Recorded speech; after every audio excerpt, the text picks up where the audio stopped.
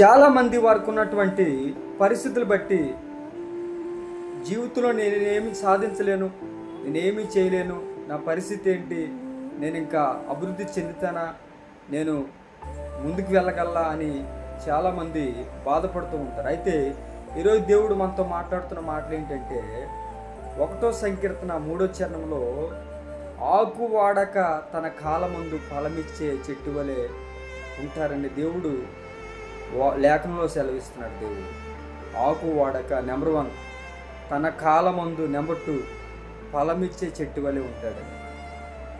ఈరోజు ఏ పరిస్థితులు అయితే నిన్ను ఎదగకుండా చేస్తున్నాయో, ఏ ఇబ్బందులు ఉన్నావో, ప్రపంచంలో ఎక్కడున్నా ఈ వాక్యం వింటున్నటువంటి క్రైస్తవ సమాజమా, ప్రియమైన చెల్లెమ్మ, తమ్ముడు, ఆకు వాడక నిన్ను వాడిపోయినప్పుడు దేవుడు నీకంటూ టైం వస్తుంది, అప్పుడు నిన్ను ఫలించే చెట్టు వలె చేస్తాడు.